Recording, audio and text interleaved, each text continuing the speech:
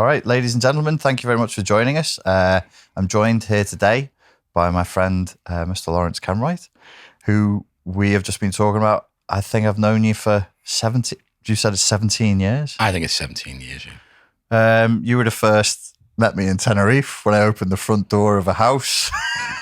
Do you want to go there? Well, you gave me the shock in my life. I thought I was going to Tenerife to meet a very good-looking girl, and I was met by a very good-looking man.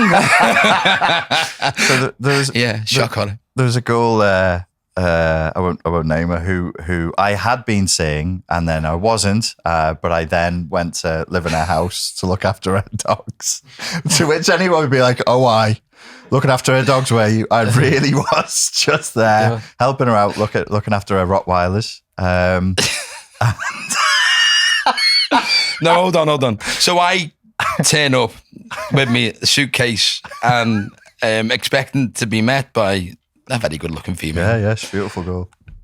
And his face comes to the door. So my first reaction was, "Oh, sorry, I've knocked the wrong door." No, I'm the ex-boyfriend that still lives here. How's that work? Yeah. There's something I should know. Yeah. What is this? What is this weird arrangement that I've signed up for? It was like a swingers club that never was. Yeah. So at the time in Tenerife, I'd actually gone there because I was working, as you found out, I was working the door here in the living room. Yeah. The old Mosquito. I had a couple of lads in the other day. We were talking about the living room days and what a chapter amazing in Liverpool that was. Oh, I wish they were here now.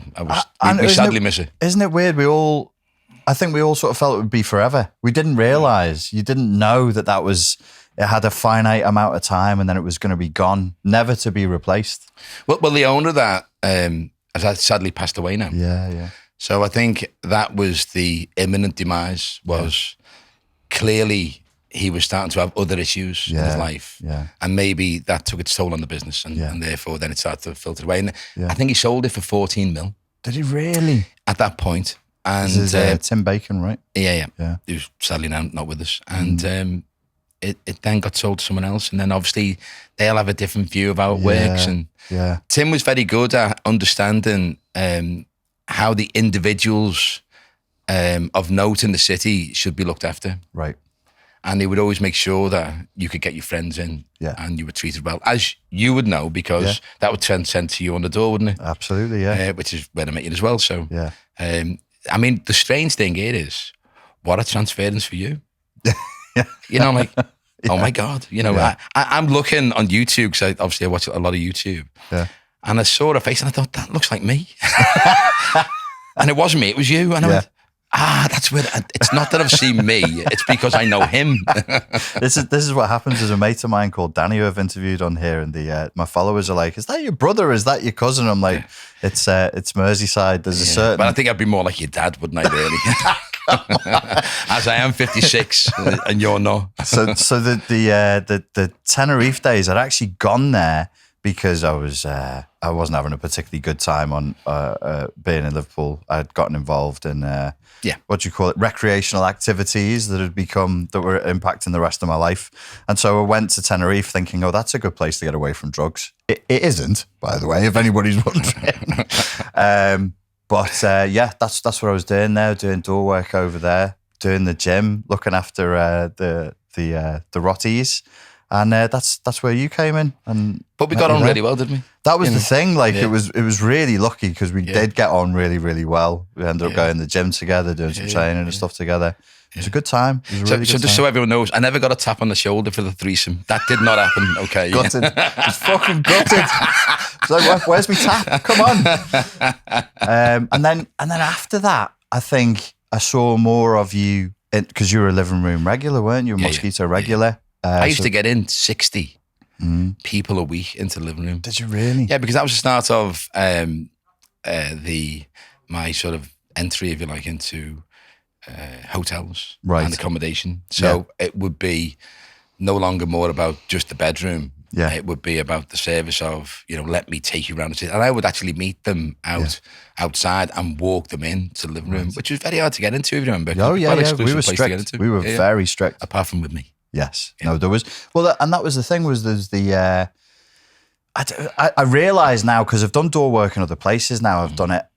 Obviously, I was doing it in Tenerife, did it in New Zealand, did it in London, and I've gone back to doing a little bit of it recently. What we had there was very, very unique, which was we had the concept of VIPs, but it wasn't bullshit, and you couldn't buy it. No.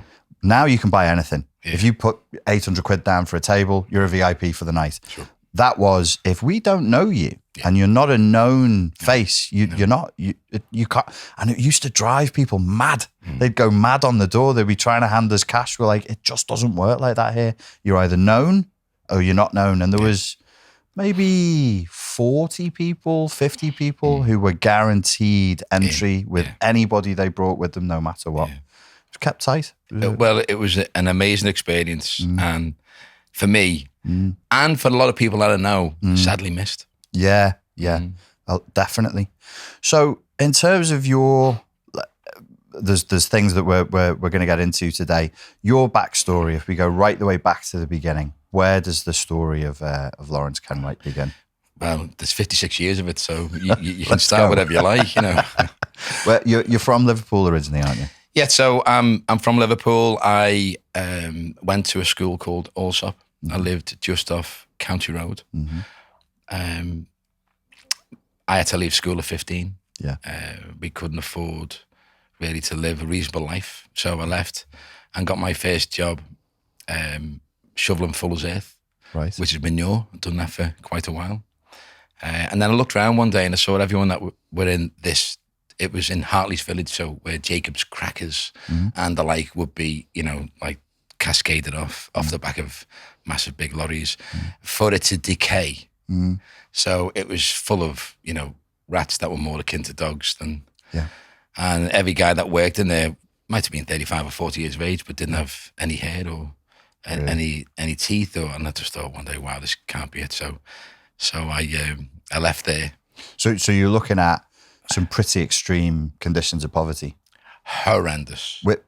I have a lot of American followers and they don't know Liverpool, they don't know the history, but Liverpool and Birkenhead as well, we've had really serious issues with economic deprivation over the 70s and 80s. Right? I mean, look, I'm not decrying that, by the way. I part of me remembers that in a way of it's built me to have a wall which is certainly around me and nothing bothers me. So to give you an example, first day at Allsop school, I didn't have any shoes.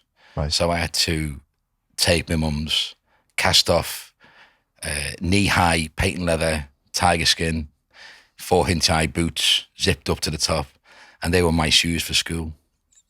And I ain't kidding. So in terms of bullying, I was Lawrence Glitter. Yeah, that's the way it was. I nothing bothers me. Yeah. Nothing at all. Yeah. I'll go into a tougher building, go to the edge of it, and just not be bothered by it. A lot of my friends that I grew up with end up dying of crack. Yeah. Well, not crack, it would be smack. Yeah. And weirdly enough for me, I was saved by table tennis. So I started playing table tennis at a very young age, become, quite good. And I used to go and play at Liverpool Stadium. Must be 5 nights a week. Yeah. So I played ping pong. Right. And then, I'd sort of run all the way home because if you got caught on the street, you get a good hiding. So I get home and before I knew, 4 or 5 years on, all the friends I knew from school, quite a few of them had died. Yeah. Because smack was severe. What decade was, we're talking the 80s? Yeah. And before cocaine. Before cocaine. So smack killed people quickly. Yeah. Cocaine doesn't kill people. No.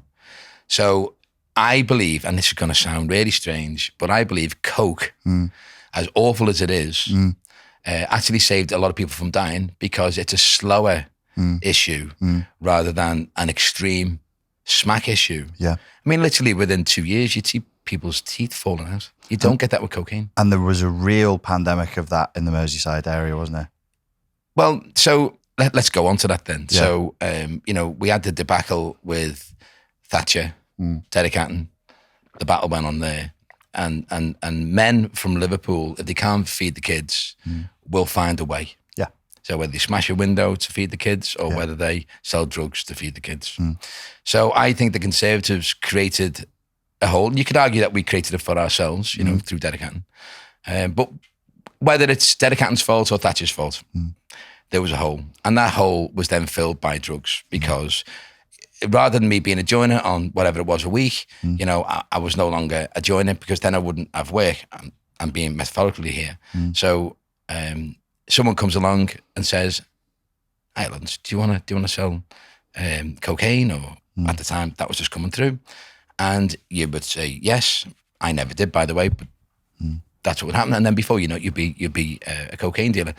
Liverpool then became the haven, if you like, for cocaine in the UK. Yep. It's obviously a port. Yep. And there was a desire and drive and the need from the working class person to fill. My dad was a docker.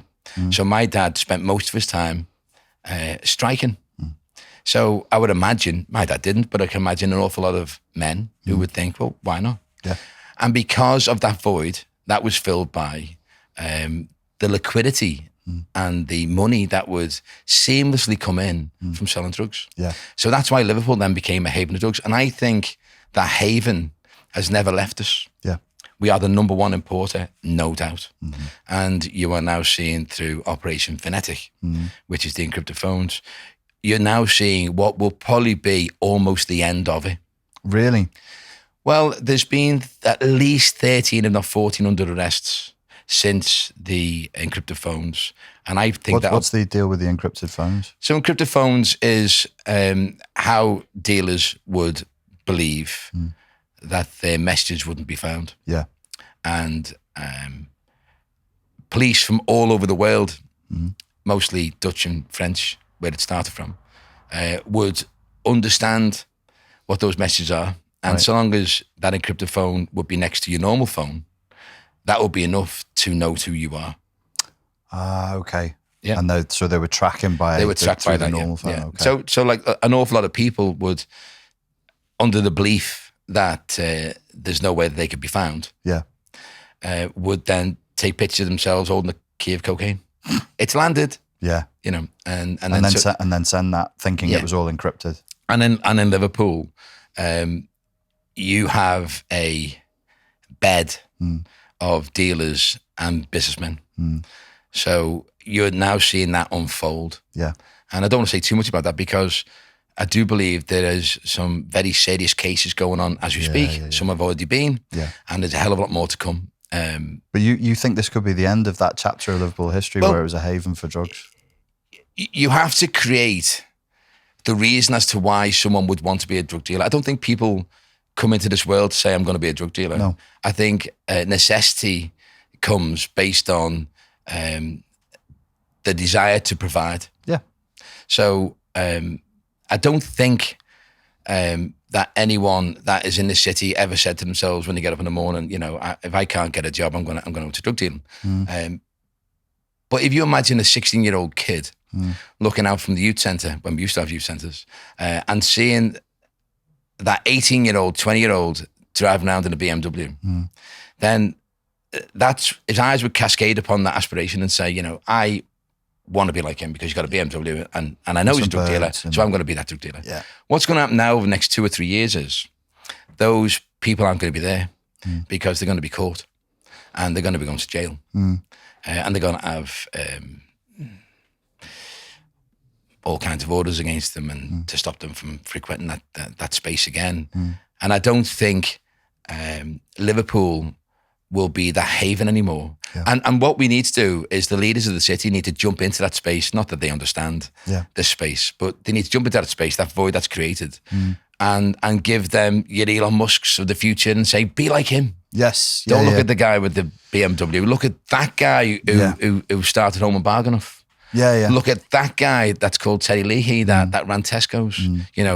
these people are amazing Scousers who've done amazing things. John Hargreaves, a lot of great Scouse who've done great things and have earned a lot more money than drug dealers ever can, and never have fear of the door getting booted in by gangsters or by police. Yeah, exactly. And I don't think kids are educated enough, or are educated in a way to understand what are the trials and tribulations of that life.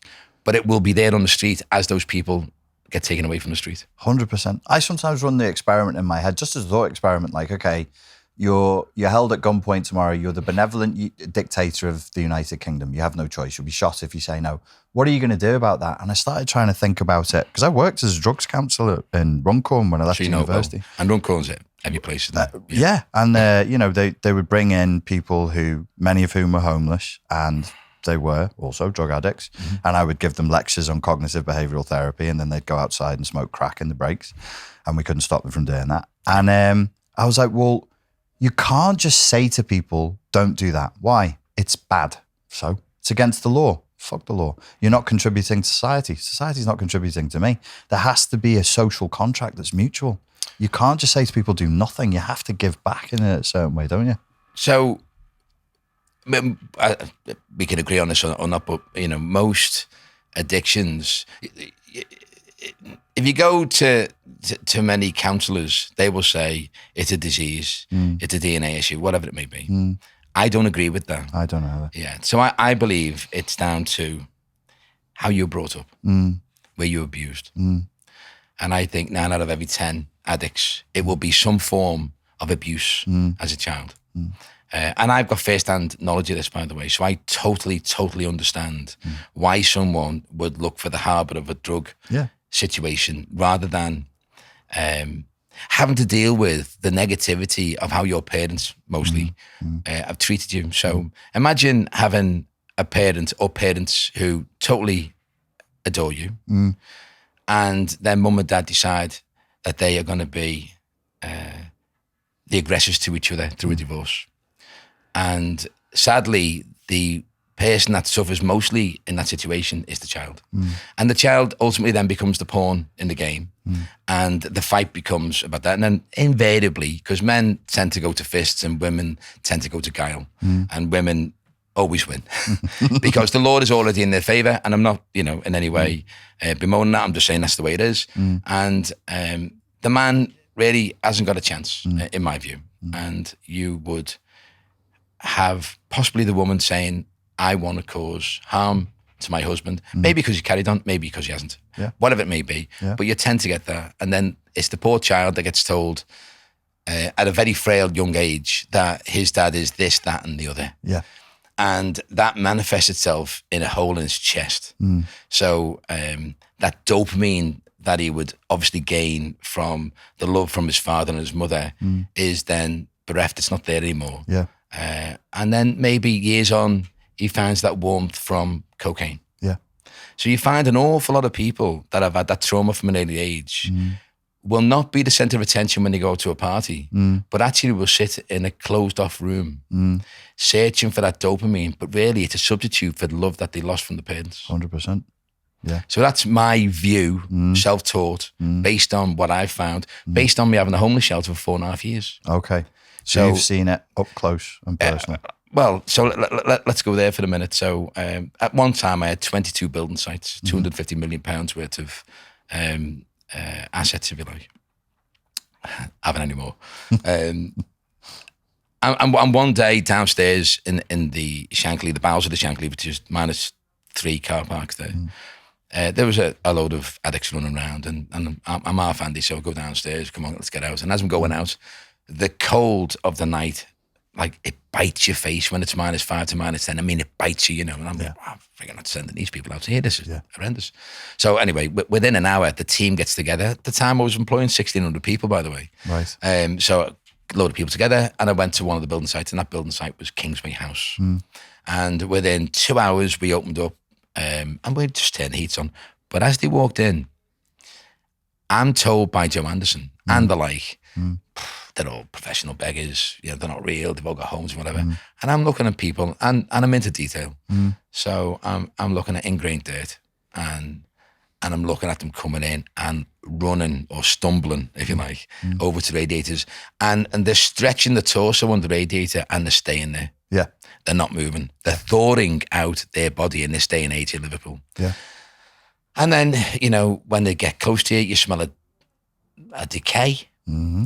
And, you know, I don't know if you've ever smelled decay, but decay is definitely different than body odor. And yeah. You know when somebody's on the way out physically. Distinct smell. So, you know, and in males, you know, they all inject the groin. That's where the best vein is. That's where the quickest, that's where the fix is. Really? Oh, yeah.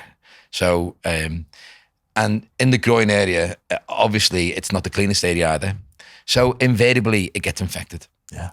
So when it gets infected, you don't get it fixed because they're on a 3-hour spin. After 2 hours to become fractious, you get in the way after 2 hours, they're going to shout all kinds of expletives to you. They're going to say, well, they're going to kill you and all that rubbish, you know. Yeah. They're 8 stone, they can't kill anyone. But you will see abscess within the leg. Yeah. And on various occasions, you will see maggots growing out of that leg. Wow. In this day and age, in our city, now. Yeah.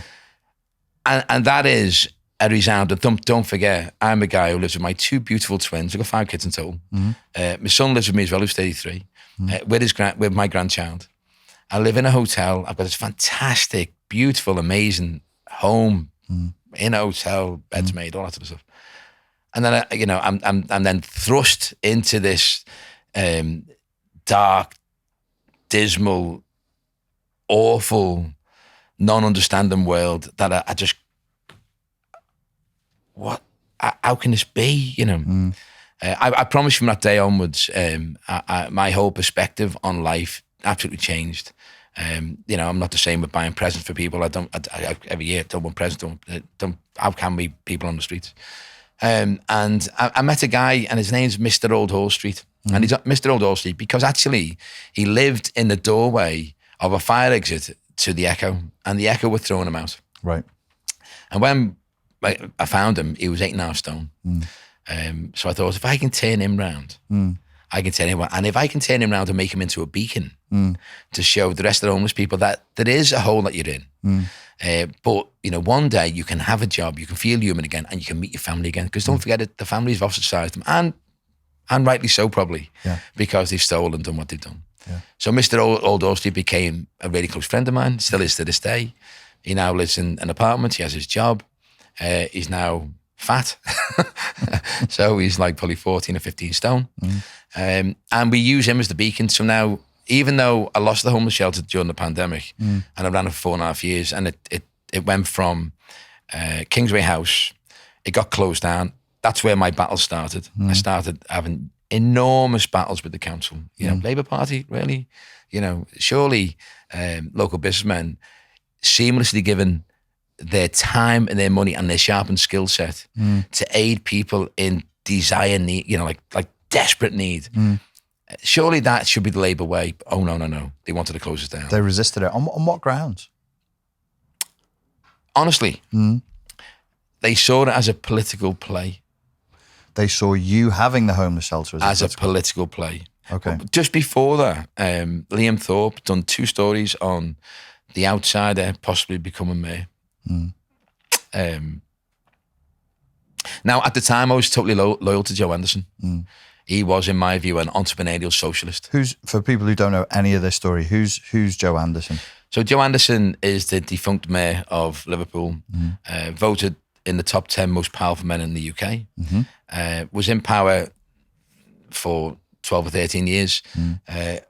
Ultimate power corrupts, absolutely. And with Joe Anderson, he certainly did that. Okay. So not only did he create, or not only did he gain total control of the corridors of power, he created labyrinths of a distinctly poor nature. Okay.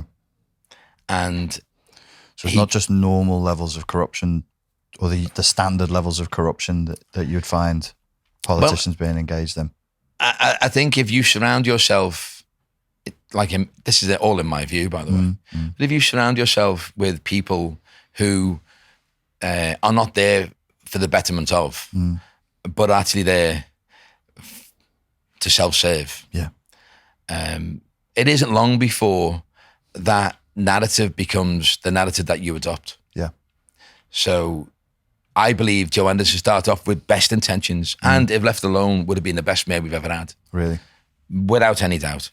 And I adored him, by the way. I was totally bought in. Entrepreneurial socialism, I believe, is the future for all companies. What's entrepreneurial socialism? Well, to be entrepreneurial is to, swim and get wet, jump in there, have a go, try and ensure that, the business that you create is extremely profitable. And the major layer of profitability goes back into wherever you deem. Now, for me, that was homelessness. Yeah. So that was the socialist element. You're giving back. Yes, what you've seamlessly. Yeah. Not for prompt, not for pats on the back. Yeah. But actually, that's what you do. So why would I ever put it on Facebook? Right. Or why would I ever do it on Instagram? Yeah. That's what you do. Yeah. And I think that's the future of businesses. Right. Because businesses need, I've said this before on another podcast, but billionaires in general, unless you're Elon Musk, are, you are disliked. But it also depends on what side of the fence you're on. If you're an American, you're a Democrat, you'll probably dislike Elon Musk. But if you're anything other than that, you probably will like him. Anyway, so someone like Elon Musk, I see as someone who's extremely entrepreneurial, extremely clever, extremely good at what he does. I'm not seeing the socialist side to him yet, but I do think it will come. Right. At the moment, he's just working solely on his own endeavours. But I think he will use his sharpened skill set, which is considerable, to help others. And he is, arguably, he could help others anyway with the plans and whatever as well. So I believe in entrepreneurial socialism, which is to seamlessly give back based on the ways and the profitability that you've gained through your sharpened skill set. And I think that's the future. So when I seen Joe, I didn't understand what entrepreneurial socialism was. I then sort of created that term and thought, that's him. He is that guy. I want to be that guy. Yeah. And then he careered off path due to friendships from the wrong side of the path. Yeah. And those friendships... Which there's plenty of availability of in Liverpool. If you're working and you're known... Yeah. Yeah. As we said, there is a criminal... you love the city, I love the city, but there's a criminality here. As there is with all cities. Sure. All I'm saying is, going back to what I was originally stating about Liverpool, it has become a negative around the UK. So I'll give you an example of that. I went to Norwich for a funeral. It took me mum and dad 5 hours, whatever, getting there. At the end of the ceremony, we went into a bar. I went over and I bought 3 Diet Cokes. So the guy says £7, and I say, keep the change. He went, but will the tyres still be on my car when I get out? And the guy was 21. So what really upset me was not what he said, because I'm not bothered, but what really upset me was he was 21. I get someone who's 45 or 50 or 60 saying that, because that is the baggage that we gained from the Hatton era. Yeah. Because that's where our dynamic changed. We went from the Beatles and Liverpool Football Club and, all the great stuff that we were doing. We had our own TV shows and whatever. We then went to Calm Down, Calm Down. Yeah, the Harry Enfield stuff. Yeah. And so then we became abused, in my view. So white male Scousers have a tough time, I think. And I'm going to give you another example of that. So obviously I'm a businessman and I sit with very large funds, trying to scrape as much money as I can from them. And the last one I went to, well, not the last one, probably 6 months ago, so I've been to a few more since. Sitting there in Mayfair, beautiful palatial office. There's a screen in front of me. I've got guys from New York, LA, New Delhi, like these are all their executives. And then there's 4 or 5 people in front of me. I'm sitting there with them for 8 hours and I'm on my own. And I am absolutely beating a new path here. I'm on form, and there's nothing they could tell me. There's not, they're asking all these questions about business and what we're doing and how we're doing it, and whatever. 9:30 we stop that night, Friday night, and the chief exec comes over as we're talking, we're drinking water, we're all in little groups, and he goes, "Can I just say to it?" Now, we didn't mean this in a derogatory manner. How does that level of intelligence come from behind that accent? Yeah.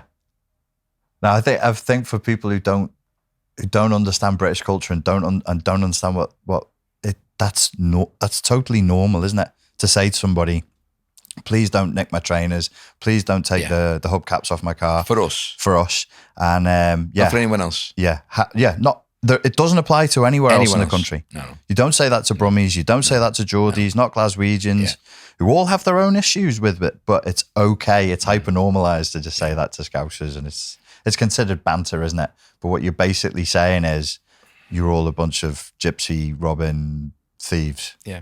Well, so I don't think Liverpool people, if you cuts in half, and you know, like for me, I'm pure Scouse. I don't care about anywhere else in the country. Not that I have any issues with anywhere else in the country.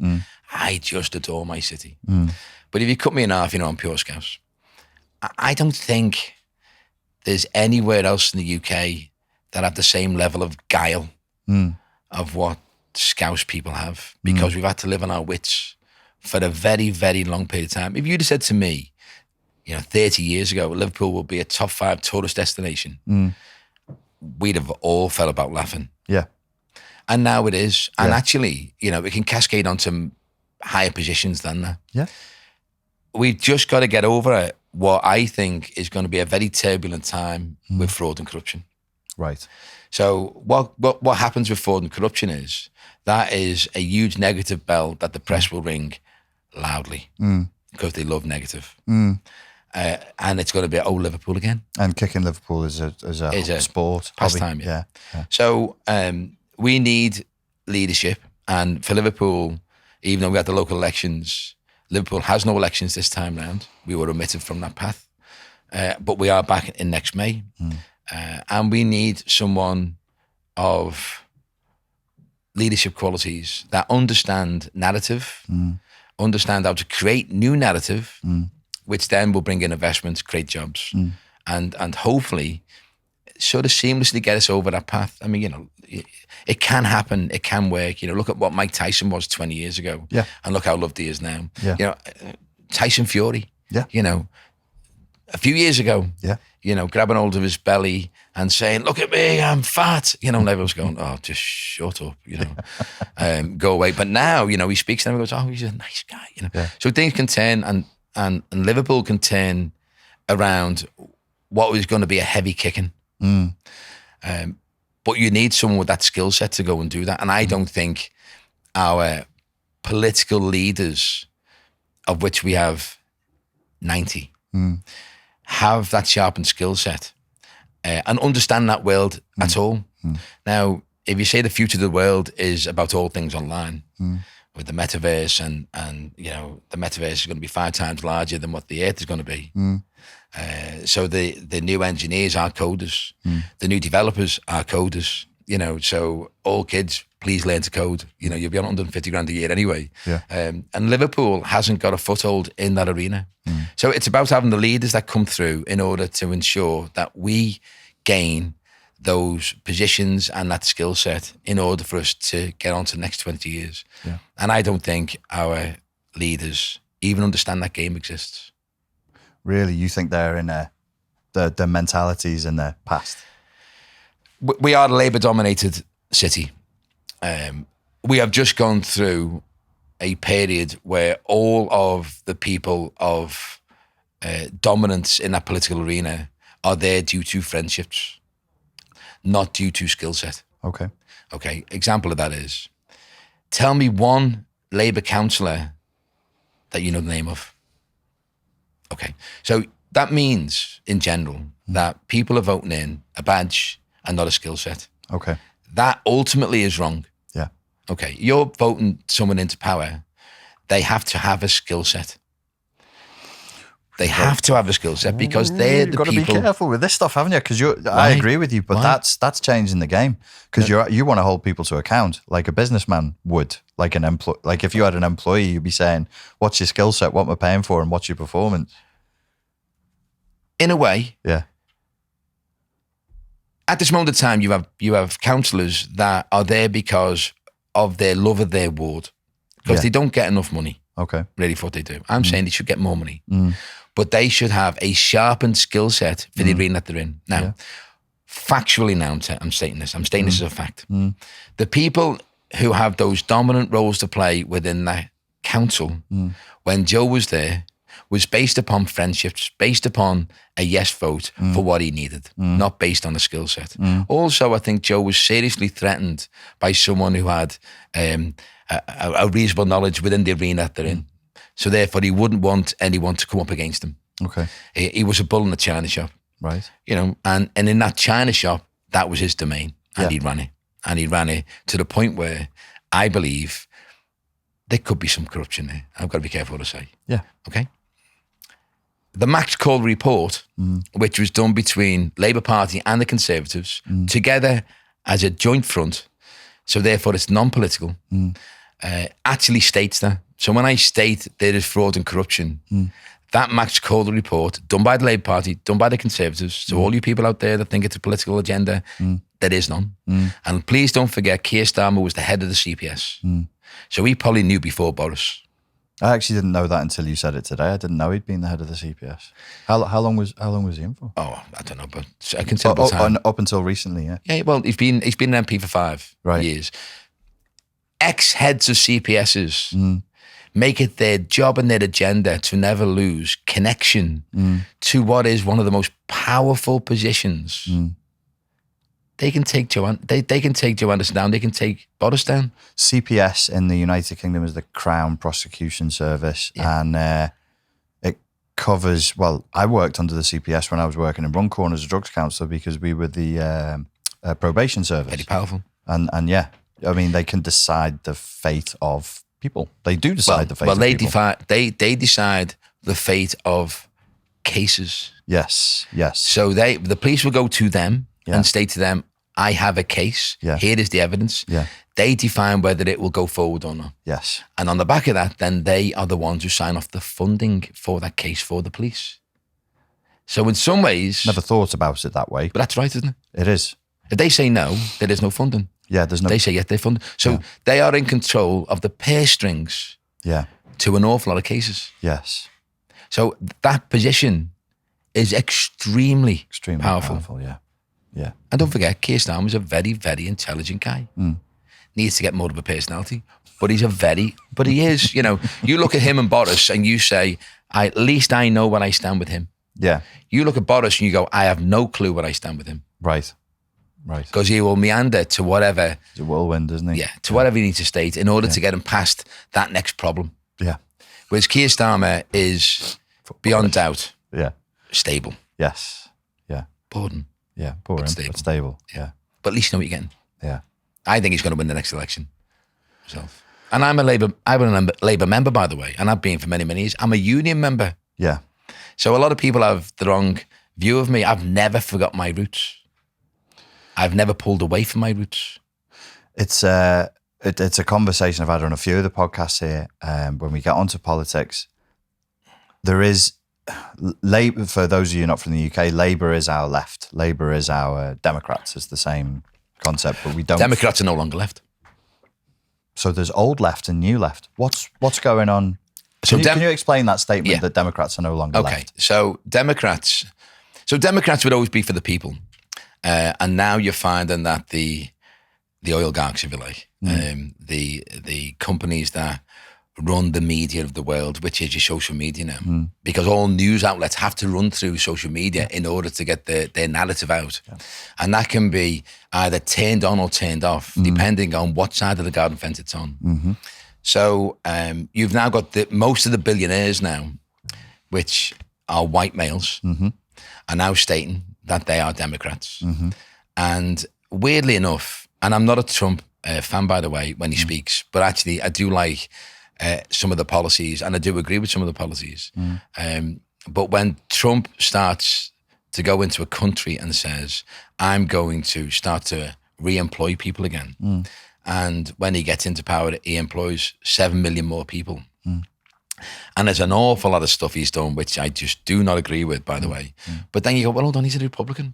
Shouldn't he be for the billionaires because he's the Republican? Right. And shouldn't the Democrats be the ones who are employing jobs. Yeah. So what you've got is a very, very strange movement and shift of powers. The Democrats are no longer what you think they are, and the Republicans are no longer what you think they are. Yeah. Labour and Conservative, I still think, although getting closer, because let's not forget, Kier Starmer is a Blairite.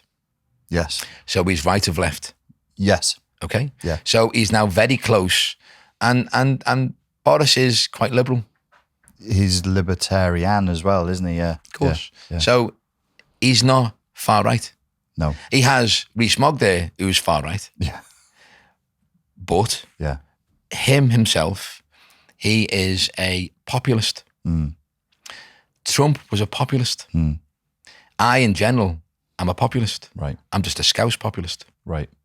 So I think an awful lot of people have to understand that the political agendas that have always been known to be the norm are no longer the norm. Yeah, and in some ways, as you just said, they've almost reversed. So in America, you've got the Democrats are for the institutions, they're for submission, they're for obedience. Big pharma.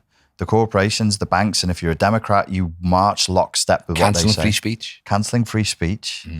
But if we're using left and right as it was used in the French Revolution, if you're on the left, you're a revolutionary, you're anti-elite, you want change, you're a rebel. But these are the conformists now. The right, they're not the Democrats in America now, I'm talking. The Republicans of today are libertarians. They're sort of, in the American sense, they're anti-elitist. They're more liberally minded. When Facebook is probably the biggest news broadcaster in the world, and when you have Zuckerberg spending 400 plus million on Biden's campaign, by the way, nothing to do with me, don't care, I don't go either way, but 419 million on that, and then he cancels Trump. And that's democracy. So, and then also within the algorithm, negative stories are pushed and positive stories are decreased. That's a fact that's been proven, and that's been read out in the Senate. Yes, not conspiracy theory. Not a conspiracy theory at all. I don't care about Trump. I care about right and wrong. That's wrong. Yeah. Okay. And 100%. I think what's going to happen in the November midterms is that the Senate and the House will go to the Republicans. In essence, you've got a hung parliament then, because Biden will be there as a sitting president who can't get anything through the House or the Senate, two of the most powerful houses in the world. Yeah. And America will be brought to a close because of it until the next election. Yeah. The biggest problem that Biden's got and the Americans have got is inflation is stated at 7 or 8%, but actually it's probably more like 12. Yeah. So inflation, if you're a Democrat, inflation is a taxation on the poor and underneath their control. And you could say that it's not their fault, it was COVID or whatever it could be, or Ukraine's not their fault. The 8 official percent that it is now, which is probably more like 12, is 3 months behind the curve. Right. All inflation is 3 months behind the curve. Okay. You haven't got Ukraine yet. It's not hit yet. No. So if it gets to 14% officially, you've got a huge depression there. Yeah. And people are starting to talk about depression is coming through now all the time. The depression is not going to be felt by the billionaires. No. The depression is going to be felt through inflation onto the most impoverished. Yes. Now, if you are Democrats, yeah, you should be dealing with that. Yeah, absolutely. And they're not. No. And again, I'm non-political here. I'm just Scouse. You know, I'm just, look, I'm all for my city. But I like watching it and I like understanding it. You're observing it philosophically and just reflecting on what you have seen. Yeah. And you know, it's a hellhole there in America when I see it. You know, you've got Trump, going for gun laws, and to make sure that, that people can have a gun, and he, in my view, he's obviously getting paid to do that. Yeah. But how could you argue when we have something like 30 deaths by gun and they have 30,000? Yeah. 33 actually. Yeah. By gun. So to me, it's an argument. So there's an awful lot of things when you look at America, you go, wow, that's a shit show. Yes. And we are living in my view, the best country in the world. In the UK? Yeah. Apart from the weather. Apart from the weather. I did a tour of the major American cities at the end of 2017. Wow. And I was asked by my American followers to say what I thought and to say what I'd seen. And I refused to do it. If I could go back, I wish I had, because my reflection, you said it's a hellhole. I don't think Brits realise what America really is and how Americans are actually really living. It was in a desperate state in 2017. I had two, a husband and wife came over to Liverpool, and they were emailing me for some time, saying they're going to come over, and they were writing about America's deprivation, and Chicago, places where police just haven't been in years, and New York, all these places. There's tons of them out there. LA, you've got 30,000 homeless. We've got 200 here, although the council only say we've got 20, but we got 200, like 30,000. There's an army there of homeless. Yeah, absolutely. So you look at American, you just think, wow, where did he go from there? But anyway, these two guys, the husband and wife, come over, and he went, Liverpool's a bad place, I believe there's, lots of homelessness. And so to me, I'm in the middle of it all. They obviously contact me because they got the homeless shelter, and they go, come on, let's go to these places. So I thought, I'll take them down to a few places. And because Everton is so close to us, and 30% of all children born in Everton are born below the poverty line, and to give that some definition, an awful lot of kids get put to bed at 5 o'clock because mum and dad can't feed them. Yeah. So give it that some, definition for what that lifestyle is like. And when they drove around, they were like, when are you going to show me, what's going on? Because they used to, cars being burnt and jacked up and all this sort of stuff. And I go, no, you're here. This is it. They're like, no. It's got to be worse. And we've been told it's really bad here. It's really severe. And, people, are getting fed, and homelessness is really rife. And I know this is as bad as it gets. And they were laughing. Really? They laughed in my face and said, wow, this is not bad, Yeah. And I'm going, no, I understand. Been, the comparison, I've been to real places with real deprivation. Like I went to a place called Chittagong, and I used to have 32 retail shops, so I used to buy stock all over the world and bring it in and manufacture it and whatever. And I went to this place, Chittagong, and real tough place. Where's that, Chittagong? Bangladesh. Okay. So the way it goes is India is reasonably wealthy, Pakistan is the middle boy, and Bangladesh is the kicking boy. And then Chittagong is a manufacturing city, if you like. And a lot of children there are born and are mutilated by the parents to be a prop to beg. Yeah. So I've said this on another podcast, I'm going to say it again because I absolutely believe it. And last time I said it, a counsellor called Nick Small put it up on social media and went, oh, so you agree with child labour? So I'm just going to say it again so you can put it out there again.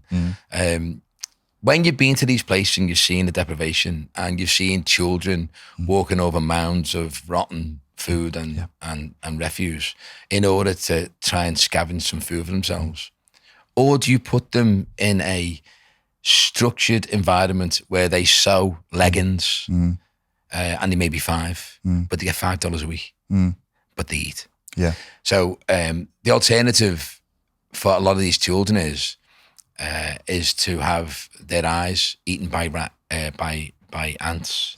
And so this one day, I'm in a factory and I'm up 4 floors and it's on a spiral staircase. And as I come out of the staircase, I look down and one of these guys nudges his mate. He jumps on the floor and he goes into convulsions and there's all froth coming out of his mouth, and I'm walking down 4 or 5 flights. So it's a long time to come down. This guy's fit because he carried on, into his convulsions for a while. I've stood, looked over him thinking, how much going to give him, knowing it's an act, it's an absolute act, right, to do it. And as I'm doing that, I looked over and there was 4 children about 6 or 7 years of age who ran past me on the hands with their legs, which had been broken at birth and set behind the neck.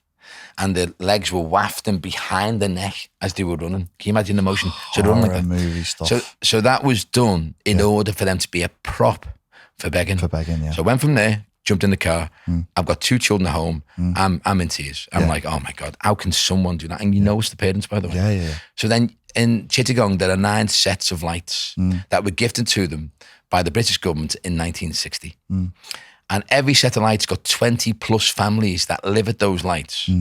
And when you get to those lights and it stops, there are babies with genitalia cut away, with arms cut off, legs set behind the neck, or like eyes, white eyes, because the retina's been eaten by ants, and you're like, how can this be? This is like horrendous. So when I state I agree with child labour, I don't agree with child labour in a fair and moderate world.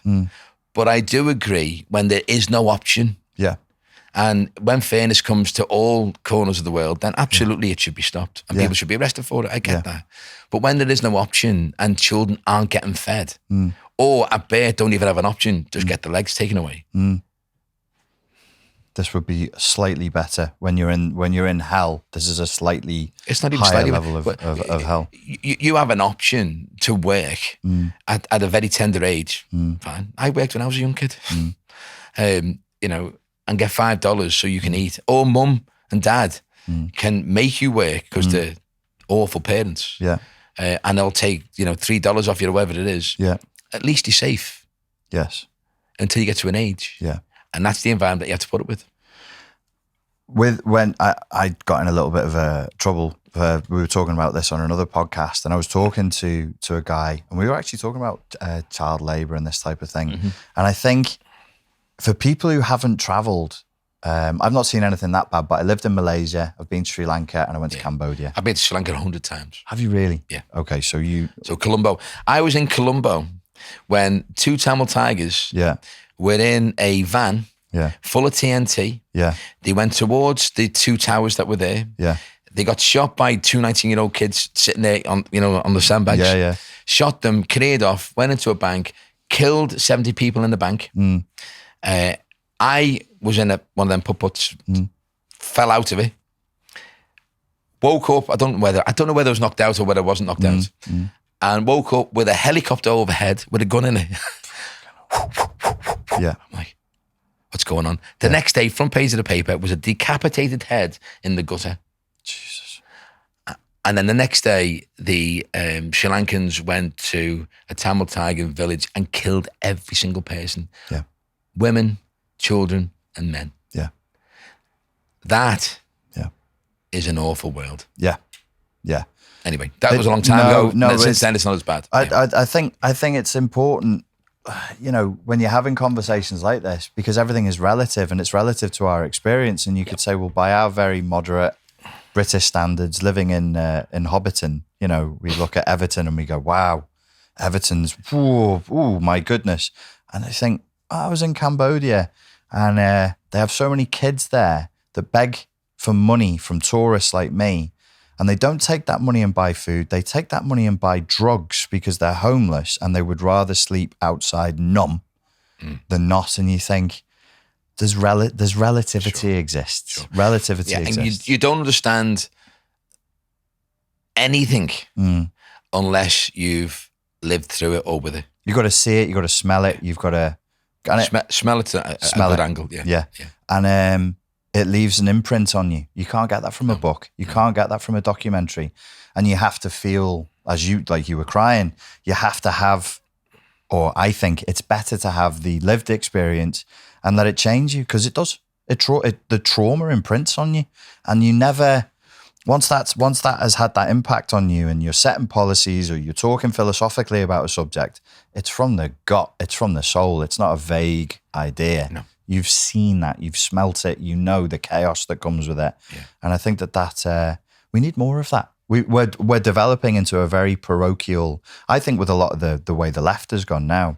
I still consider myself on the left. But the woke culture, it's born of privilege. They're always railing against privilege. And I'm like, but the things you're concerned with and what you're talking about, you could only be concerned with and talking about living in a first world Western democracy. And many of the noisy people from that world are probably born into that privileged world. 100%.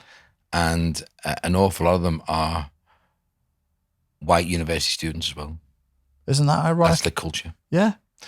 So we have a culture...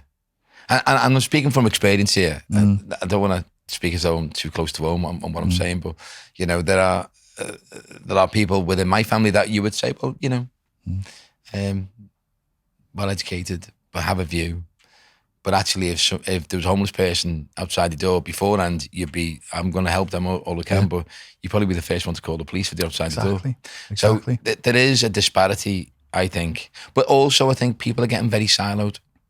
Yes. So what you're finding now is with YouTube and the algorithm within YouTube, because don't forget, the algorithm within YouTube, and I'm an avid YouTube follower, watcher, I will only see what I normally frequent. Yes. So I'm then getting gun-barreled. Yeah. And I'm not getting gifted with other views. Yeah. And I think there's an awful lot of that happening for us. So we're thinking, well, I'm well versed now. I'm very educated on various aspects of trauma issues, drugs, business, whatever you want to go to. I'm pretty reasonably sort of knowledgeable on most things. But actually, I'm siloed by YouTube. Yeah. Without knowing. Yeah. But I do know the way, because I'm an online guy. I understand about, content writing, PPC and all that sort of stuff. That's what I built the business on. Yeah. Trying to ensure that you dominate search term is a skill set that no one had, 10 years ago, 20 years ago. But like everyone understands it now, but algorithms have changed. Yeah. So I understand the way these things work. But I do believe you have to come out of that silo that you're getting placed into. Yes. And you need to then, try and frequent other channels and other platforms in order to just, spread out your sphere and understand other angles to situations. Otherwise, you're not well informed. Yeah. You're siloed. Yeah. And siloing, I think, is our biggest problem. Because in those silos, you will have groups of people that are so anti and aggressive too, when actually, because you're not seeing the other angle to it, you're not as informed. Yeah. And because you're seeing the same thing all the time, you're thinking, well, that must be like, that's what I'm seeing. Yeah, and everybody I know, I guess as well, there's an evolutionary problem. If you're seeing things on YouTube from other people and they're repeating the same things that you already believe, the dumb monkey brain is like, oh, these are the members of my tribe and everybody's telling me the same. Yeah. So we're all on the same page, aren't we? Yeah. So yeah, I agree with you there. Siloing is a major problem, big issue. And it's getting forced upon us. Yeah. So we are under the banner of, well, we're well informed now because we're all, we're now scanning and running over all various platforms and trying to understand all various angles. But actually, you're only as good as the algorithm allows you to be. Yes. Yeah. And yeah, it appeals to human weakness, doesn't it? We're lazy and you open your YouTube. Like I open YouTube now. I don't search for stuff. I used to search. Yeah. Now I just look at my homepage. And it's like pre-masticated food for me. You're comfortable, aren't you? Yeah, totally. You're comfortable. I'm going to get what I already want. I'm going to get my little ego stroked. I'm going to get my serotonin released. If Elon Musk ever buys YouTube, he'll sort it. He'll sort that out. He'll stop all that. Will he say, look, there's 3 portals here that everyone has. Yeah. One is the anti to what you have. Yeah. Which I think there's something in that, because if I'm watching, like this specific portal that regurgitates the same old crap to me, which I don't want, by the way, because I want to know the other side. Yes. What is the alter ego to that? What is that? What is the mirror effect? Yes. What are you going to show me? I want to see that. And I want to know what, various people, let's say wokeism now is a problem for everyone. It doesn't mean to say that they haven't got an angle.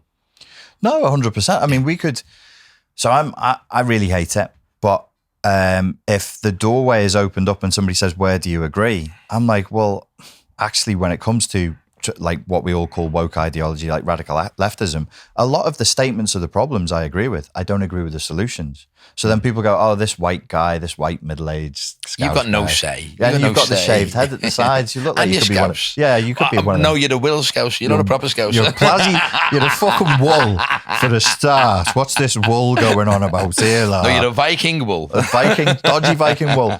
And you lose the nuance, don't you? Where I'd say, no, like you're talking about systemic racism, or you're talking about systems of power and how there's a lack of inclusivity, and sound. I see all that. It's the solutions and the way we say, oh, we're against racism, and then racism comes back in through the back door. We're against sexism, and then sexism comes back in through the back. It's that stuff that I'm against. The actual propositions of woke ideology, of the proposal of a problem. I'm like, I'm open to that. We need to deal with it. We need to just decant out of colour. We just need to ensure that all conversations do not start with a preference to colour. Right. we just don't start. What did you say? Decant out of colour. I like that. Decant out of it. I like it. Yeah, because we are indoctrinated into defining, and when we define, we say, "Oh, that black man, that man of colour, whatever shit you're allowed to say today." Why do we need to make reference to it? And Candace Owens was on the other day, and she was talking about, and she was arguing actually, because she is right wing, she is a Republican, and she goes against the norm, and she's saying, but why can't I? And I don't believe in colour, and I agree with her, totally agree with her. She's too right wing for me, right? Because I am left. Yeah. I do believe in everyone sharing. I do believe in whatever I earn, you can have. Yeah. I don't want it. I believe in that totally. And she's different. But again, because I stretch out into arenas that aren't really comfortable to me, I'm learning, and I went, oh, I like that. Yeah. But I wouldn't have heard that otherwise, because it's not really what I would normally watch. Yeah, no, I listen to Candace Owens. I'll tune into Ben Shapiro and people on the right, and I like it. I like Slavoj Žižek. He's very, very far left. I like listening to him. I listen to Chomsky, and I want to hear what people have to say, and I want to see where we agree. And I think, like you said, decant the colour out of it. These are dividing lines. Yeah, that and limit. divisive. Yeah, very divisive. Very divisive. And divisive to create tribes. Right. And tribes go to war. Yes, that's a fact. Yes. So the world has to be about non-tribal acts. Yeah. And to do that, you have to get rid of what defines tribes. Yes. And the first one is colour. Yeah. I had Lawrence Westcalf in here for a couple of interviews about 6 months ago. He's big on the Liverpool slave trade and the history of that. Yep. And he was saying that the notion of race was created to justify slavery. It's actually quite modern. And he said before that there was no race, it was peoples. So he'd say the people of India or the people of Egypt, or there's an ancient Egyptian text where they're talking about the Syrians. And but they weren't deemed as the same ilk, were they? No. At that time, that's why. Yeah. Whereas now that we are all deemed as the same. Right. Whereas before we weren't. Yeah. And I think it's an interesting way of looking at it, where you just say, oh, okay, so race, is that a scientific thing? Well, no. Is it a biological thing? Not really. So what is it? What divisive. Are we talking about? Yeah. It's divisive to create a narrative, to create a tribe. Because people want to create. So let's say you're a leader. Let's just say you are a very strong, very opinionated, someone who thinks that they can do well in politics, say. You want to create your tribe. So you find your keywords that are yours, that you want to control. Yeah. And you'll be divisive with those words in order to ensure collaboration with other people. Yes, you have to, yeah. Otherwise, you're on your own. Yeah. There's no... So politics is seamlessly laced through all of this. Yes. Politics and politicians, in my view, are a fault on many, many things. And that's why I think you led to it before. Businessmen who have a sharpened skill set on delivering. They put flag in the sand and they have to deliver. Otherwise, they go bust. Yeah. Politicians, as we've just seen now with COVID, as we've just seen with Brexit, as we've just seen many things. Let's go Brexit for a minute. Bloody hell. 51 to 49% voted to go. Okay, whether you agree to go or not, it doesn't matter. Democracy spoke. How is it that the government, with its 600 MPs, decides to vote 400 MPs against 200? So that's a 60-40 split on a 51-49 split. So that means there's an awful lot of MPs that have gone against what the voters have voted for. Yeah. Let me just tell you what that's done to me. I had a deal for £200 million on the table and a £200 million expansion that couldn't be delivered because the Parliament went against government. Yeah. Like Cromwell times this. Right. So what that said to the world is, because the world was on us, went with Berko and all that and all the rubbish that was going on with it. It was such compulsive TV watching. Yeah. The rest of the world went, they're nuts. Yeah. I'm not parking my money there. Yeah. Until they know what they're doing. We're not nuts now. We're great now. Why did it take us 3 or 4 years, 3 years I think it was, in order to come to a decision that was already gifted from day one? Now, if we'd have done that from day one, an awful lot of the shit that we went through of which I was, I'm lamented with it. I'm the one who had to deal with it. Would never have happened. And your story, Weekend Times, by across Europe, like 1 million. Enormous. Or a couple of million. So even worse, we had Brexit, Yeah. which finished on December 12th, 13th. And then I had a deal going through for Shankly Hotel and 30 James Street for £48 million. Thought, wow, amazing. Pay off my investors, do whatever. And then they went, just going to wait till see who wins, because if Corbyn wins, there's going to be trouble. And at the time, Corbyn had done really well at the last rally, at the last election. So people were thinking, he's going to come through, But Boris won because all he ever said was no diddle and delay, let's get Brexit done. Yeah. And Corbyn lost his narrative. Right. It's not about the few, it's about the many. That's what he said the one before, and that worked with me. That's why I joined the Labour Party, because of Corbyn, because I loved that narrative. Yeah. Anyway, he lost his narrative. He didn't have one, and Boris did. He won, and then everyone was saying in our world, the solicitors are away. They'll be back in January. So great, my deal's going to go through in Jan. Here we go. And then this thing called COVID come over the hill and just killed me off, And then we were closed before. I think we were closed in March, and we've been pretty much closed then for 2 years. So it was really, really tough. Yeah, that finished a lot of people off, I think. The whole thing with the narratives around Brexit, when I was watching it unfold, I did think that was a victory of a narrative. And it was one side of the argument managed to create a narrative that was very, very simple, that people could get a hold of and had very simple visual images. And the other side of the narrative was complex. And I think that's, from a political standpoint, I don't have political aspirations, but if I did, I'd be like, there's a lesson there. You must make your point clear, digestible, and consumable inside of about 5 seconds. The narrative, you shouldn't say this, but it seemed to be, if you're pro-Brexit, it could be reduced down to, we're sick of immigrants, close the gates.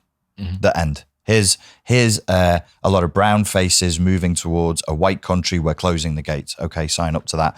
And I know people who are second, third generation immigrants who signed up for it for that reason. Working class Chinese down in London, the major bulk of people I know in London are Chinese. Mexicans are doing the same with the border. They're doing the same. We're already here. Well, your forefathers were immigrants. We don't care. We're here. Close the border. American now. I'm American now. Yeah. That's what the Chinese are saying. Yeah. They're proper cockneys. They're like, no. And that's what I'm saying about no colour. Borders. That's what I'm saying about no colour. Right. And I think it was a narrative. The lesson there is one side constructed and quickly. It's false, by the way, as you know, as I know. You can't. That doesn't, because of Brexit, it doesn't mean you can stop immigration. It's not an equivalence. There wasn't a free flow, whereas before there was a free flow, and for sure, I knew an awful lot of Romanians that were coming in, getting a home, getting signed up to it, getting the money for it, and then going home, right, while still gaining the rent off the mate who went to the home. Yes. Yeah. So there was an awful lot of that going on. So where we're poor, and it's because we're politically driven, we're not savvy, we haven't got guile. Those politicians, most of them have never had to work for a living. Most of them have never had to go through the grind. Yeah. They've just been gifted a position in an MP's office. They learn through the MP what not to say. They become very good at self-preservation. And that becomes their skill set. Whereas their skill set should be, I went bankrupt last year and I want to help people from not going bankrupt. So I've got a skill set, job and skills. I know how tough it is. I know how hard it is to pay my £500 a month rent while trying to bring up 3 kids because my husband left me or my wife left me.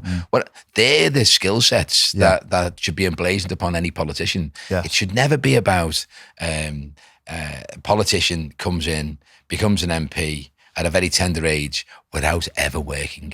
There should be a stop on all MPs getting a job without putting at least 15 years into a job of some sort. 100% agree with that. It's very strange that you even have to say that. So we're taking on people with no real life experience. They've been to university. Here's one for you. Yeah. And I'm not having a go at the individual, by the way. Right. And I'm not having a go at the MP father who put in that place. But Ian Byrne is an MP. Ian Byrne was also a councillor. I don't know whether that's legal or not, but he was a councillor for 2 years while he was an MP. He waited for his daughter to be, I think she's 19. She got the Labour nomination at 19. And she won her position as a councillor. Now, please tell me, what qualities are there from nails and getting your hair done will a young female know about how they can show governance to an area? Yeah, no, that's... So that's where we're at. Yeah. I would go so far as to say, it's blatant nepotism. Yeah. And under my benevolent dictatorship, all that will end. Which you've already just said, I'm not going to do. You just said you don't want to be a politician. Why not? Yeah, I would. I honestly, when I think about it, I'm like, I'd only do it.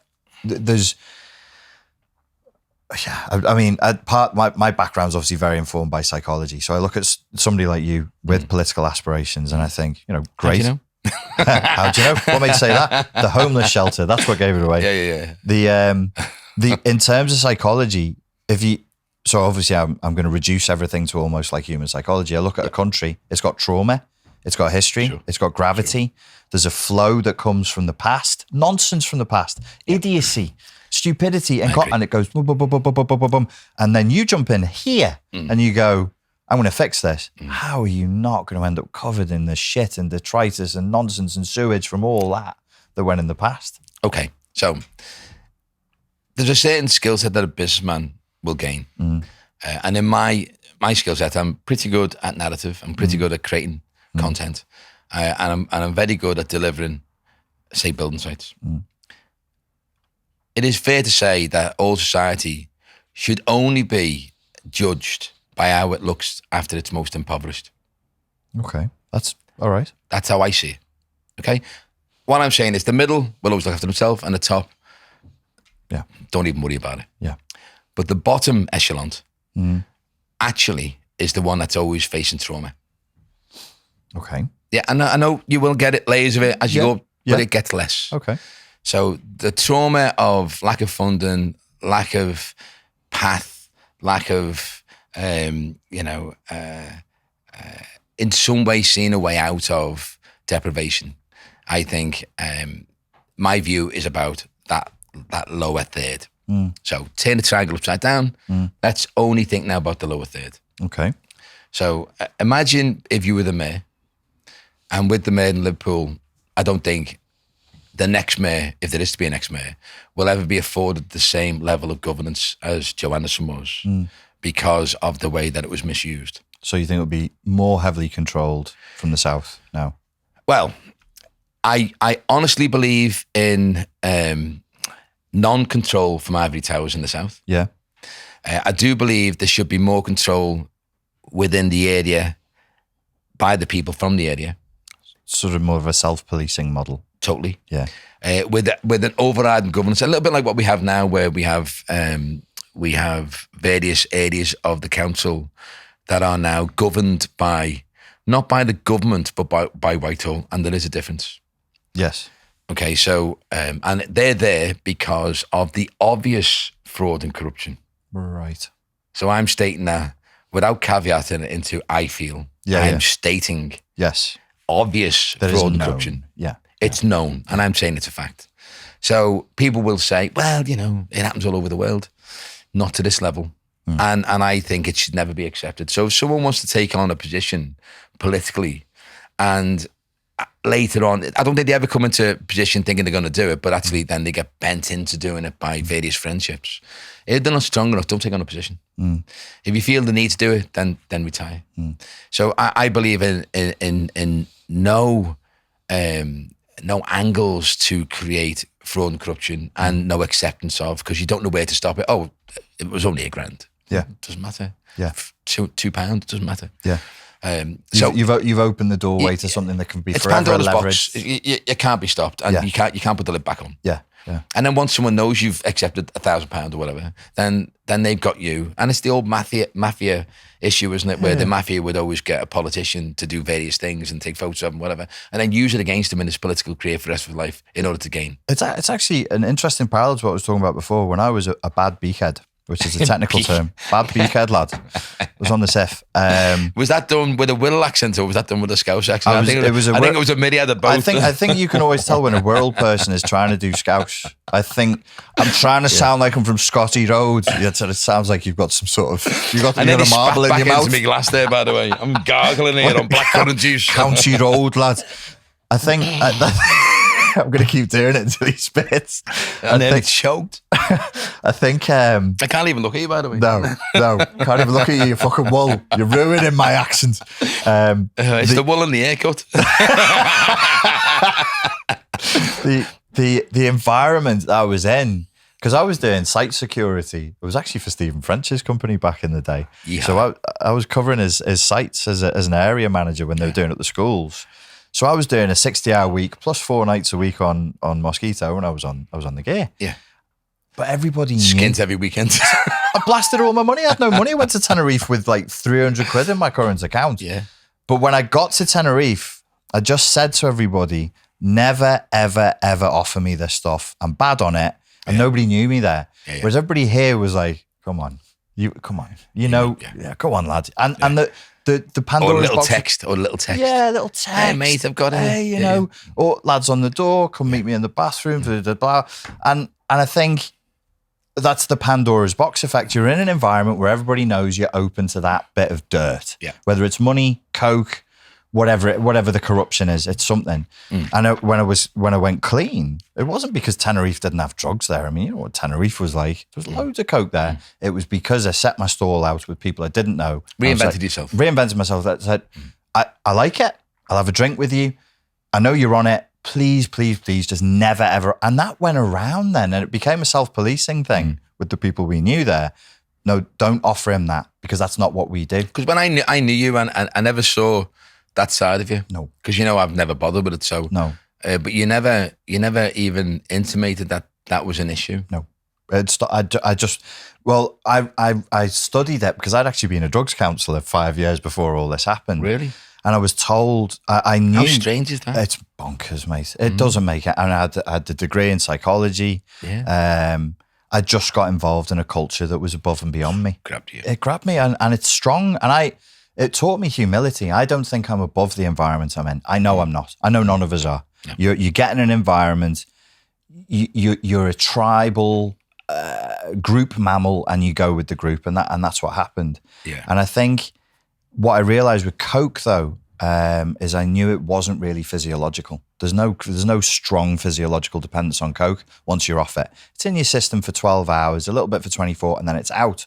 So why'd you crave it 2 days later? That's psychology, and it's very, very social. And I just was like, okay, I didn't have a little black book, but I had my phone with the numbers in, just took all the numbers. I changed my phone, just got rid of the phone and just got a new phone that was the Tenerife number, and that was it. You've done well, because I never picked up on that.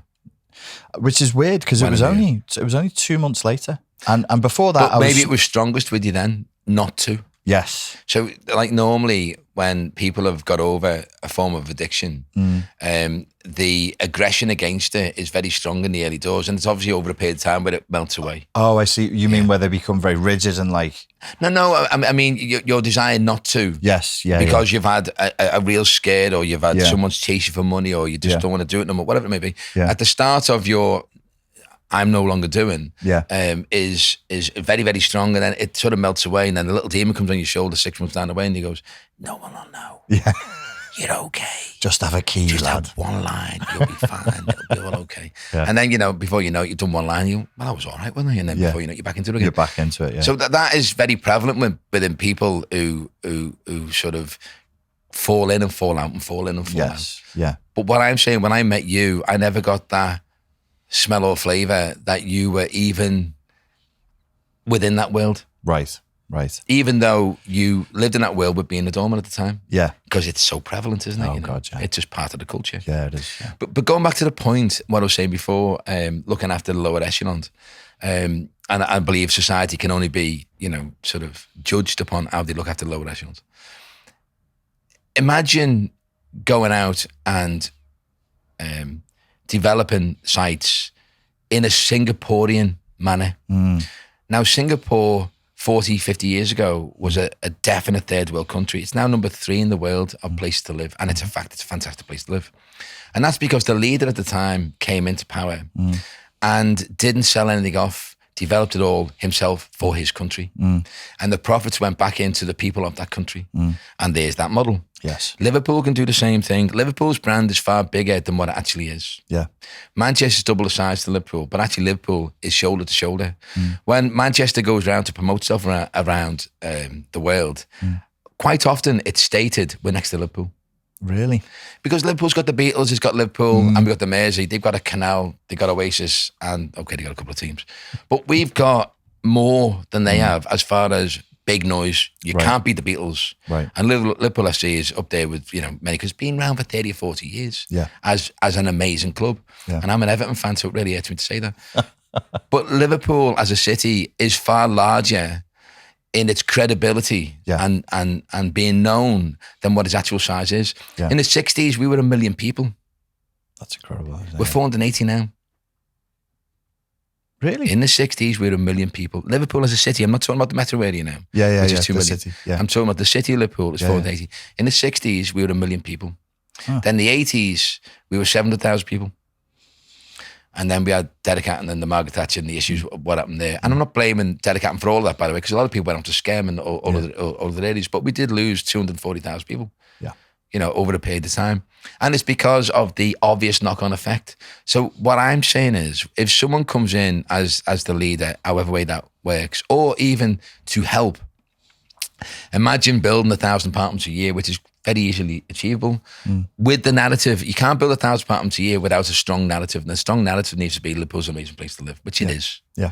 The curse that it gained from the 80s about it being a very poor environment to live, obviously cascaded to those 2 people that came to Liverpool in order to see this huge deprivation, which was never there. Yeah. So people believe far more greatly than what it actually is. Yes. So I'm saying that, imagine building 1,000 apartments a year, you can make £100 million a year after that. Imagine that £100 million a year going to the 30 wards, spread equally. Okay, Allen might need it, and Scouse maybe a little bit, and certainly Walton wouldn't. But there's a lot of other areas that will need that money. Imagine that money getting given naturally to those areas now. When I was a kid, and obviously I'm a lot older than you, there was a lot of youth centres. And those youth centres were the communities for the areas. The funding for that then got taken away and stripped out a long time ago. And then kids are hanging around the streets and whatever. And then obviously that manifests in drug taking. Yep. Those youth centres need to be brought back open again. Right. And each youth centre should be aligned to one of the major companies, not to one of the major drug dealers. Major company in Liverpool? Yeah. So we've got many great companies that can take on a youth centre on its own. So it's called that youth centre. So if it's own bargain, it's own bargain. That's the own bargain button. That's that. And they are conduits to that youth centre for those kids to get jobs. Yeah. So when the kids come out, they're going, I want to be like, blah, blah, blah, because he's now an MD and he's from Walton. And then they're not looking at that kid in the BMW, who actually I think is going to be taken off his perch anyway, because an awful lot of them are going to be inside now because of the encrypted phones. So therefore, the aspirations are to business and to people who've achieved, or maybe it's down to a cluster of kids that have learned how to code. Because as I said at the start, the metaverse world is going to be 5 times larger than the actual world. And people are going to be living in that metaverse world, and that's going to be created by coders. Yeah. They are the engineers and the builders of the future. Yes. And so what happens is, as people start living on there, and that's a whole different thing, as you start living on there, then obviously values and prices will start going down here. Right. Because people will start thinking, well, I'm spending my time there. They'll move, yeah. And that's happening. That'll be fully conversant within 10 years. All that makes sense. I like it. I've not heard it suggested that way before. No, it's all in my mind. It's all inside your head. Which is filled with blackcurrant, by the way. What, politically speaking, what are your aspirations now? I don't have any. None? No. Liverpool is a Labour-dominated backyard. Yeah. And I would like it to be a non-political garden. Okay. So I think Liverpool... So even though you are a Labour voter, you are not a... It's a difficult point that you're not a supporter of the way it's dominating the city at the moment. So I really like Kier Starmer. Yeah. As someone who's extremely stable. as opposed to Boris not being. Yeah. So I would vote for him all day long. Locally, how could I ever vote for Labour locally after fraud and corruption, after the way that they have treated their city, having been in power? It's an absolute disgrace that the mechanism that supported Joe to do what he done, and I believe that's a fact, is still in power today. For people who don't know the story at all, what is it that Joe did? So that is to be defined. Okay. So I'm going off a printed article, which is government-led and created by the Labour Party and the Conservative Party through Whitehall, and it's called the Max Caller Report. In that, there are 65 anomalies where up to maybe from 100 million to 200 million has gone awry. How does a mayor of Liverpool even get access to that kind of money? No. So imagine you've got a piece of property. Yeah. So Liverpool's got 15,000 properties that it owns. Yeah. And an immeasurable amount of land. Yeah. Land always gets given away for naught. But actually, if you're the council and you know what that land is going to get used for, because you are the owner of that land and you are the owner of the planning process. So therefore, in order to give it away, you have to give the reason as to why you're giving it away, which means you have to state, we want 200 apartments on it. Yeah. Every apartment that gains planning permission, not even built, is worth £25,000. Right. So if you're building 200 apartments and you want planning for 200 apartments, you've been given the land for naught, it's then worth £5 million. Right. So, and there are many, many layers to this, and I wouldn't go into detail on that because, well, obviously I know all the layers, but I don't want to go into detail because it is what it is. Yeah. So when you put this out on it, I just ask people to go and look at the Max Caller report, and then you'll see for a fact that this is a non-political report stating factually that many assets are being given away for naught or for very low value, and I'm saying, over a period of time, that is anything from 100 million to 200 million pounds. Wow. So, as a Labour Party who have been in control of the city for 12 to 13 years, how dare you go out to the world and state, as they did do many times, and say, we are getting money taken away from us by the government and we can't look after basic service. Yeah. So I'm saying, locally, Labour Party, where Kier Starmer's let the city down, in my view, and I'm a follower of Kier, and I would like him to be the next Prime Minister, by the way. Where he's let the city down is he should have suspended anyone that put the feet under Joe's table until the Max Caller report and the police finished their arrests and charges, which I think are going to be imminent.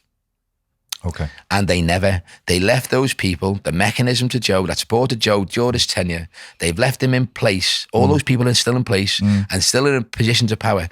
Now, I'm not saying for a minute that they're in a position of power to still do what they did before. Just to give you the example, Manchester is business driven. The politicians are not allowed into the officers' garden, the officers being the experts in the field that they're employed in order to give the council what they need to fulfill their task for the city. In Liverpool, to give Joe more power, he allowed the councillors to run round in the officers' garden, and those councillors would be the bosses to the officers. Right. Totally wrong. Yeah. Now, those councillors were people put into place were people who've been handing out leaflets for 25 years. Right. Not people who had a great skill set. Yeah. But actually were people that would go along with Joe's view. Right. So when Joe wanted an asset to be gifted out or sold for undervalue, it would go through council process. Right. Which means nothing is illegal. Joe isn't going to get done for that. There's a trapdoor waiting for Joe, and I think that's where Joe will fall down. Right. But that will come in the next month or two. I believe the next month or two, now Perda is out the way. Yeah. I believe there'll be a lot of arrest and charges. And do you think they're expecting that, or do you think they don't see that coming? I don't know, because I don't speak to anyone from that world. I don't speak to any politicians at all within the council. I don't trust any of them. Okay. There's one or two that I'm quite close to who have helped me when I was clearly getting bullied by the council. Right. And I believe the council created malfeasance to cause harm in a public office against a Scouser who employs 1,600 people. Yeah. Against a Scouser that brings an immeasurable amount of tourism to the city. Yeah. And their view was, take him out. Right. And that's why the Echo wrote 85 negative stories on me. Yeah. But I'd never sold an asset. So how can I steal money from investors if I've never stolen an asset? Yeah. The assets are still there. Yeah. So I got, seriously abused by council and newspaper. And it's like going to war with a pea shooter against a council that has licensing, building control, health and safety, and the Echo. And the Echo were paid 1.4 million at the time by the council. And that's why the Echo probably didn't see out its real true reason to be here, which is a litmus of truth. Yeah. Because they would be biting the hand that fed them. Yeah. And I suppose the angle to that would be the ex-editor ended up getting a job with the ACC, which was something that Joe Anderson built and controlled, and a good thing what he'd done actually. And he gifted that job to the ex-editor at 170 grand a year. What does an editor know about an event centre? Right. But that's a thank you, isn't it? Yeah. So I don't think the Echo actually done its job, but I do think the Echo could put those wrongs right now. And there's a light there where it looks like they're starting to turn the corner now, starting to tell the truth about what transpired and what the future holds. Yeah. And they haven't done that now for many years because they were getting 1.4 million. So when we're talking about corruption, it's multi-layered, it's systemic, it's coming from multiple angles. I mean, that kind of thing is quite hard to track, isn't it? And if you're in their sights, as you say, it's hard to fight back against. Impossible, really. Well, you could say I'm right or wrong here. Yeah. But I decided early on to fight against it. Yeah. So I came out, you can trace my podcast going back 2 years now. And I've certainly paid the price for going against them. Yeah. The most difficult time of my 56 years in existence has been fighting the depression that I gained from being ostracized from even my mum and dad. So, really? Yeah, because, drip, drip, drip, enough negativity, people start to believe it. It's only that I decided to get back off the canvas and stand loud and proud and say, no, that did not happen. Yeah. I'm still here. Yeah. I'm still trading. Yeah. I've done nothing wrong. Yeah. You have. Yeah. Time will tell, and we'll see what happens when the dust clears. We'll see how they rear their heads again when the police are there and there's arrests and charges, which I think are very much imminent. And I think that then clears my name, and that then gives me the opportunity then to go against the council for malfeasance to cause harm in a public office, which actually is a jail term. Is it really? Yeah. Yeah. Well, it's very little used because it's very hard to prove. But in a civil court, it may be just a tad easier. Well, I hope that has a positive outcome for you, because I'm sure it would make life a lot easier to live.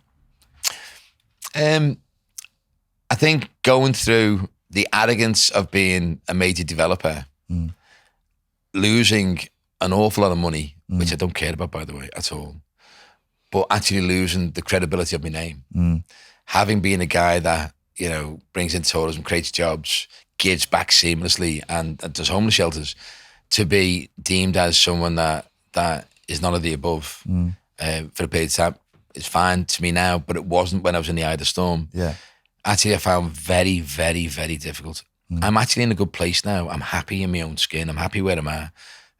If at any point my city wants to call upon me to help in any way, I'm there.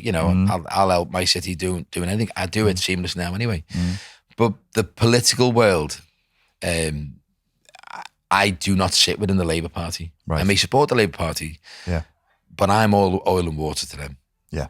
they're never going to ask me to represent them in any way. And I know that because when the last mayor was chosen, I sent an email, put myself forward. I didn't even get an email back. Right. So I know the Labour Party don't deem me as one of their own, even though I'm son of a docker, son of a court worker. My dad, had one leg while he worked on the docks. Lived on infertility benefits all our lives. I'm the litmus test to that. I am what really should be spread out amongst Liverpool's, impoverished, to say, look, this can happen. You can. Yeah, it's been tough, the last 2 years, but who in tourism hasn't had a tough time? Yeah. Over the last 2 years, I've had a very tough time, but I'm still here, and I want to help as much as I can. And however way that is coloured, then I'll run along with it. But when I come back to the politicians, I think the whole system needs to be disbanded, and it needs to be relooked at again. And I do think there needs to be other people of different ilk brought in. And I don't think it should be just about career politicians anymore, which it clearly is.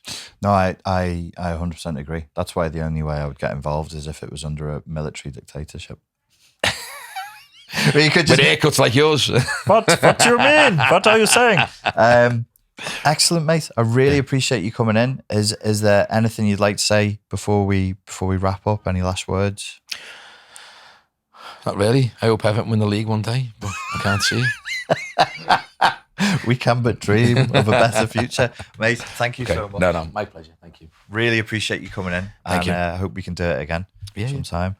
Yeah. Ladies and gentlemen, thank you very much for your time and for your attention. Where can people find you? Where can they follow you? Shankly Hotel. The Shankly Hotel. That's your social media. I'm on Instagram under Law Kenwright, LAW KENWRIGHT. Cool. If you go through my friends list on Instagram, you'll find Lawrence there. Mate, that was awesome. Thank you very much.